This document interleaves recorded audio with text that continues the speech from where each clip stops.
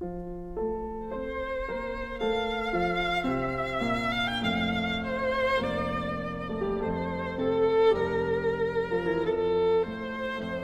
book, An Officer and a Spy, is a fictionalized, not romanticized, a fictionalized account of the Alfred Dreyfus affair in France. If you like me, you have a vague idea of what that was all about. And I don't know, for my part, I've never been able to read serious history of this without getting bogged down and, quite frankly, losing interest in it. This book is really picks it up. Now, let me tell you what the affair was. The whole thing took place between 1894 and 1905 in France.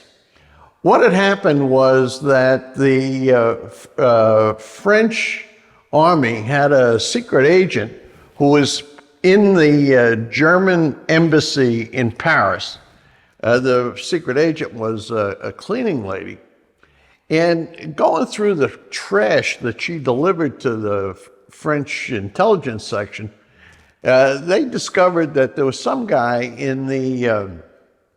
on the French general staff who was leaking military secrets to the Germans.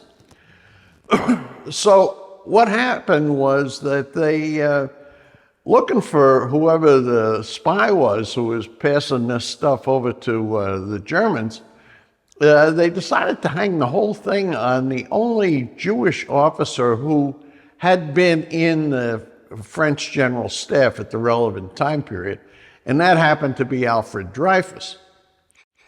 Now, what happened was they tried him, convicted him, sent him to prison. In fact, they sent him to Devil's Island, which sounds like it was an absolutely awful place. But a brand new guy took over the French military intelligence department. And what he discovered was that the evidence against Dreyfus had been fabricated, totally cooked up, and that he really wasn't guilty at all. He brought the information to the top guys in the French army, and the top guys, for whatever reason, went into total cover-up mode. And they tried to shut this guy down. They tried a lot of things to shut him down. He's a man named Picard, a real guy. And what he ended up doing was leaking the information to, the politicians in the first instance, but then it obviously got to the press.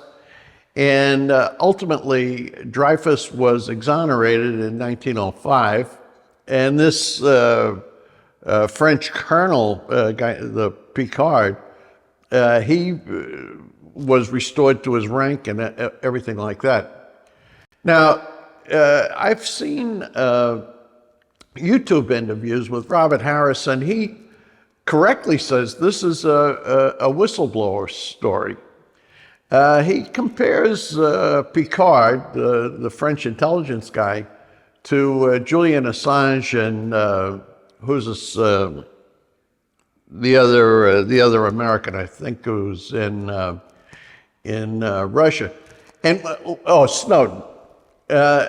I'm not sure that comparison really works. I mean, I think Assange and Snowden were really looking to simply create chaos and to damage the United States. Picard, on the other hand, appears to have been acting out of a sense of honor, a kind of a respect, a love for the French army. So anyway, that aside, this is a really excellent way to get your arms around what was going on there. You can tell some of the stuff is made up, some of the personal stuff, but I think on the whole, Robert Harris did enough research to make this thing pretty accurate. And to me, it was a painless and a very entertaining way to get a much better understanding of this event that evidently caused a major uproar in France at the beginning of the 20th century. Now, so great book, great story, well done. The question, did the affair itself, not the book, did the affair itself really mean anything? I can't tell that it had any impact whatsoever on the performance of the French army in World War I, which is what I think you'd be looking for. What I think the affair actually does is to highlight how intense the anti-Semitism was in France on practically all levels of society. And that, in turn, I think helps explain why the French, the Vichy government anyway, seemed to be so cooperative with Hitler in removing Jews from France, eradicating them and fundamentally participating in the Holocaust. So anyway, back to the point about the book, very good read, very excellent.